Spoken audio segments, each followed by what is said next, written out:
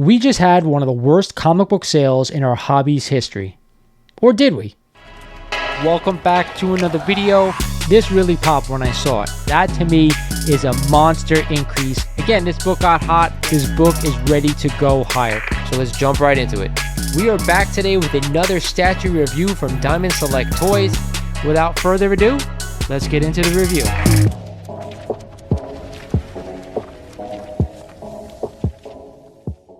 What is good, YouTube? This is Lawrence over at Mighty Comics and Collectibles, and I want to thank you guys for joining me for another video here on the channel.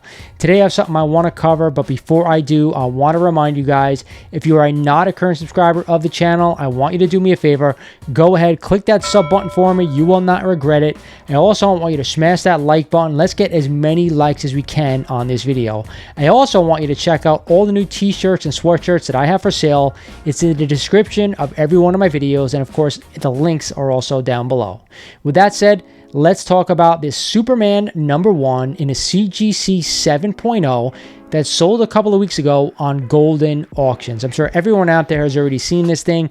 It took a massive hit. This exact copy, I believe, was purchased just about over a year ago for around $2 million and change, and of course, it sold for $1,620,000. Now, originally, I had no intention of talking about this sale, but I actually saw a comment from somebody on someone else's YouTube channel, believe it or not, that made me really think what is going on with these books and these auction houses. I want to take a look at it.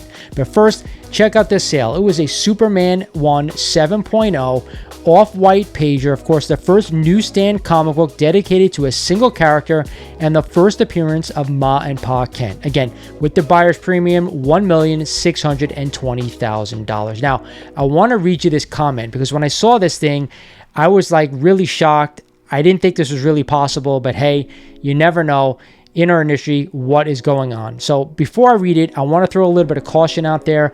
I do not know if this is true. I do not know if this really happens, but the comment got me thinking, and I wanted to share it with everyone out there in the community. So I'm going to read it verbatim. So, I used to work for an auction gallery. Most auction galleries, if not all, will bid against the reserve, meaning it's not a real sale. The competing bids are coming from the auction company trying to get someone to jump in at the reserve price. If no one jumps in, it'll be logged as a no sale. I'm not saying that this was the case here, but it wouldn't surprise me. That's a lot of money to take a gamble on. Also, they might leave it showing as a sale on their website, kind of for eye candy, or an advertisement for people who might want to sell with them in the future. It could also be the same situation you sometimes see at cons where a seller will put a really big book on the wall at a price they know it won't sell because people will see it and go digging through their boxes. People see Superman 1 and think, I wonder what else they got. So they scroll through the catalog and end up bidding on something else.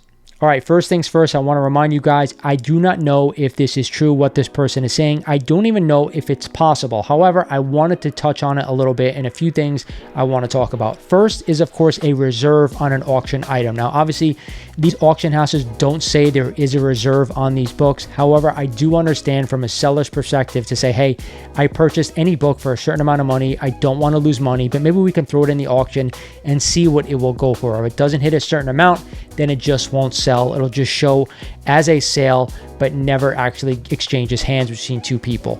I'm okay with that. I don't think that's a tremendously big deal.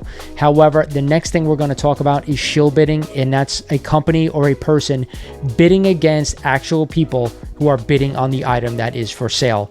I never think that's okay. I don't care if I'm the seller in this instance. If you're selling a book and I'm bidding on that book and I want to get it for the best possible price, I shouldn't have to be bid by someone who has no intention of purchasing that book. It's like going on eBay and you're bidding on a book on eBay and someone else who is the seller is shill bidding the book up from a separate account.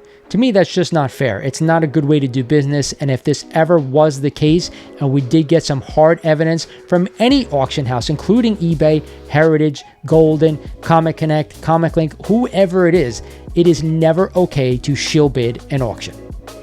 The first thing that I saw when this book was for sale is that why is someone selling a Superman 1 in such high grade on Goldin Auctions? They're not known as a comics auction house, right? They do baseball cards, they do sports memorabilia, all those type of things. I mean, if you're going to sell a book at auction, you have Heritage, you have Comic Link, you have Comic Connect, who really, for the most part, they deal in comic books. I know Heritage does a million other things, but they are well known for their comic auctions. So that, of course, made me think, why would somebody do this? Especially when they purchased a book, I think a little bit over a year ago. Now, of course, maybe they had to, get some money. Maybe they had to sell this book in order to put cash in their pocket. But they didn't think that a huge book in a tremendously down market like now wasn't going to take a hit. It makes me believe that what this person is saying from this comment might actually be true, because there's no way I'd actually list this book knowing that I have a good chance of losing money, especially a lot of money. To me, it's just a no-brainer. If I wanted to sell this book, I'd be using one of the bigger auction houses that actually sell comics.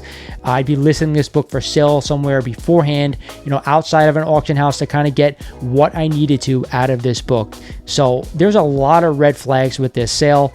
I'm not sure if they're actually leaving this book pending as sold, or if it was like a transaction that never really occurred. They wanted to see what they could get for this book. Again, if someone has any information out there, I want you to do me a favor and drop me comments down below. If they have hard facts, drop their comments down below. Or if you don't feel comfortable, do me a favor. You can reach me through my email on the description of every one of my videos. I'd really love to know the answer to this book. I personally have never bought anything off Goldin.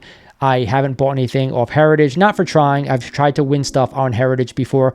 I have bought stuff through Comic Link, and I have bought stuff through Comic Connect. Now, again, I can't tell you if this is a real thing or not, but I wanted to share it with everyone out there in the community.